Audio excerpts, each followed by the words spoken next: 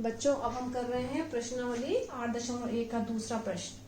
यदि एक समांतर चतुर्भुज के विकर्ण बराबर हो तो दर्शाइए कि वह एक आयत है।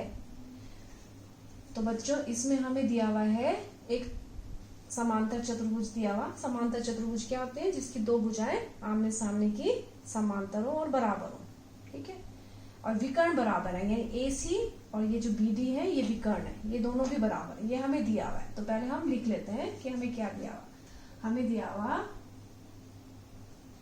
ABCD एक समांतर के लिए हम ऐसे लिख देते हैं, ये चिन्ह बना सकते हैं, ठीक है। ये समांतर, पैरेलल भी बोलते हैं इंग्लिश में। समांतर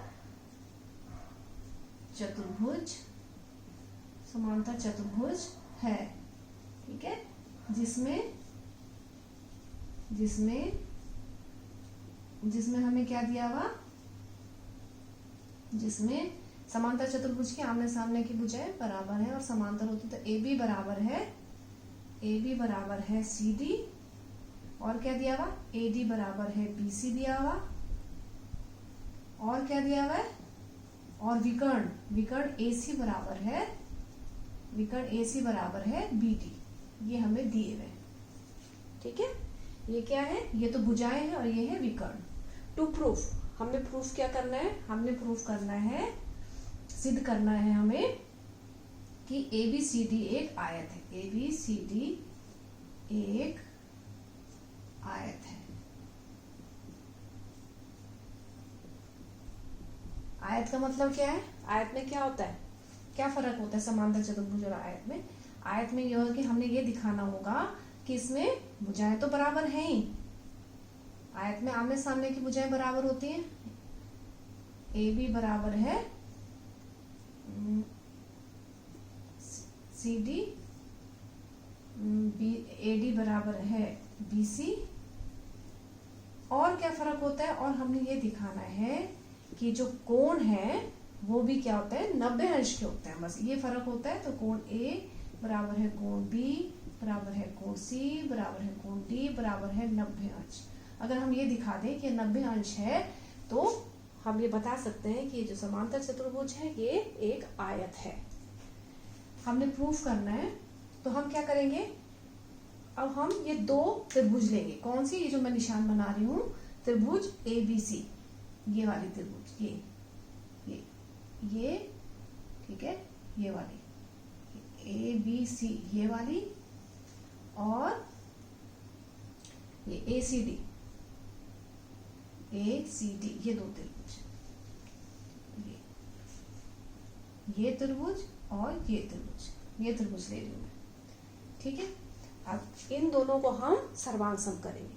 अगर हम दोनों त्रिभुजों को सर्वांशम कर देंगे तो क्या हो जाएगा, हमारी जो सर्वांशमता का जो CPCT है उसके हिसाब से हम इनके कोण भी बराबर कर देंगे, ठीक। चलो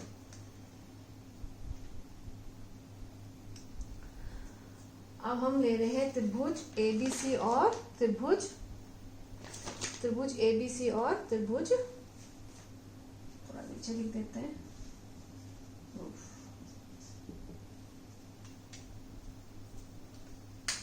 त्रिभुज ABC और त्रिभुज ACD में। अब इन दोनों में देखो हम क्या क्या कर सकते हैं।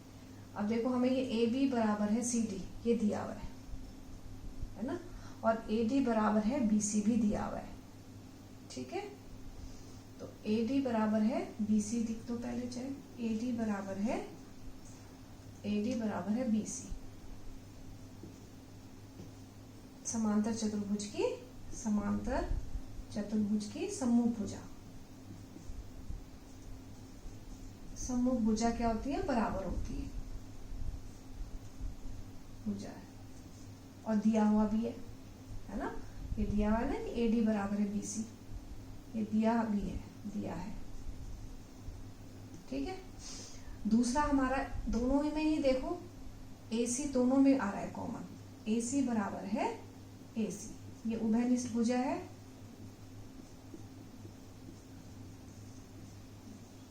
उभयनिष्ठ भुजा, ठीक है। अब तीसरा और क्या है, AC बराबर है AC बराबर है BD, ये विकर्ण दिया हुआ हमें, ये भी बराबर है, AC बराबर है BD, ये दिया है, ये दिया हुआ है ना कि उसके विकर्ण जो है बराबर है, हमने यहाँ लिखा हुआ भी है विकर्ण जो है बराबर है, ये दिया है। अभी तीनों भुजाओं से S S S से ये त्रिभुज जो है सर्वांगसम हो गए, इसलिए त्रिभुज ABC सर्वांगसम त्रिभुज ACD किससे हुआ? ये साइड साइड साइड सर्वांग समता नियम से, सर्वांग समता नियम से।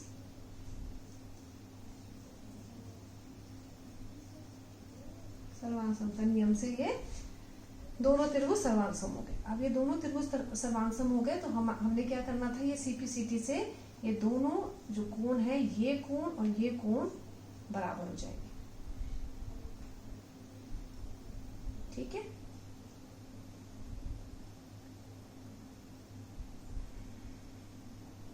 कोण A बराबर है कोण B के, ये क्या हो जाएगा? CPCT से, CPCT द्वारा या से ये कोण बराबर हो गए। अब A कोण B के बराबर है, इसको समीकरण 1 लिख देते हैं। ठीक है, लेकिन हमें इन दोनों सर्वांगसम त्रिभुजों से हम ये नहीं बता सकते कि इनके कोण जो है 90 अंश के। तो आयत में ये फर्क होता है कि आयत के जो कोण होंगे, प्रत्येक कोण वो 90 अंश का होगा। तो हमें ये भी दिखाना होगा कि इसके कोण 90 अंश के हैं, बराबर तो है लेकिन वो कितने अंश के हैं वो हमने दिखाना है। अब क्योंकि समांतर ABCD एक समांतर चतुर्भुज है, एक समांतर चतुर्भुज है, और अब हम क्या करेंगे, AB हम ये मान के चल रहे हैं कि ABCD एक समांतर चतुर्भुज में जिसमें ये AD और ये BC क्या है, ये समांतर है, और ये जो है एक तिर्यक रेखा है, AB एक तिर्यक रेखा और AB एक तिर्यक रेखा है,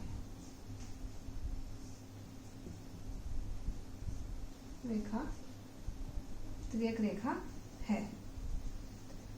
अब बच्चों आपने पढ़ा था कि अगर ऐसे है, ठीक है, इसको हम थोड़ा अगर बढ़ा दें, ठीक है, यूं करके, और ये AB एक तिर्यक रेखा है, ये तिर्यक रेखा है, ठीक है, ये AB एक तिर्यक रेखा है, तो इसके एक ही ओर बने कोणों का योग कितना होता है? तिर्यक रेखा के एक ही ओर बने कोणों का योग कितना होता है?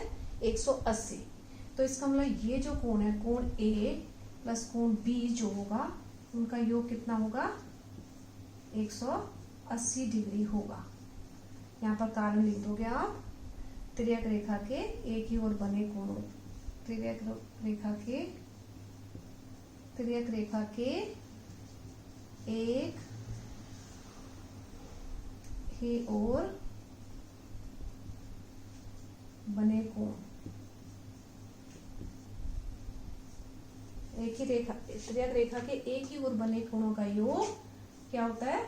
ये होता है ना, ये अगर कोई इस तरह से है, ठीक, और ये तिर्यक रेखा कोई काट रही है, तो एक ही ओर बने कोणों का योग कितना होता है? 180। ये हमने पढ़ा था। अब क्योंकि हमने समीकरण A से A और B बराबर है, तो A बराबर है B की जगह हम A लिख सकते हैं। ये 180 डिग्री हो गया, यानी दो समीकरण 1 से, समीकरण 1 से ये योग। अब कोण A प्लस कोण A कितना हो गया? 2 कोण A बराबर है 180 डिग्री, और कोण A बराबर है 180/2। ये काटो, ये आ गया 90 डिग्री, यानी कोण A 90 डिग्री आ गया। ठीक है, अब कोण 90 डिग्री आ गया तो इसका मतलब कोण B भी 90 डिग्री होगा, इसलिए कोण B भी 90 डिग्री हो गया। अब हमने ये भी पढ़ा था कि समांतर चतुर्भुज के सम्मुख कोण बराबर होते हैं। ठीक है, क्योंकि समांतर चतुर्भुज के सम्मुख कोण बराबर होते हैं,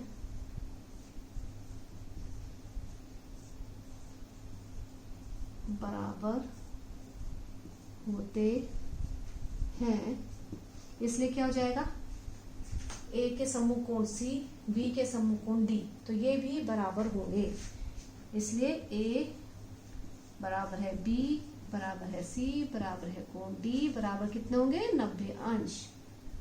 ये हमने सिद्ध कर दिया कि ये जो है ये कोण क्या है, चारों कोण कितने हैं, 90 अंश के। अगर ये 90 अंश के कोण हैं तो अतः ABCD क्या है, ये एक आयत है। अतः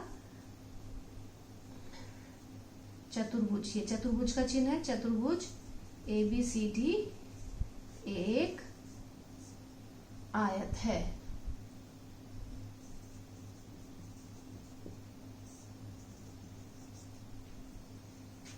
ठीक है, ये आपका प्रूफ्ड।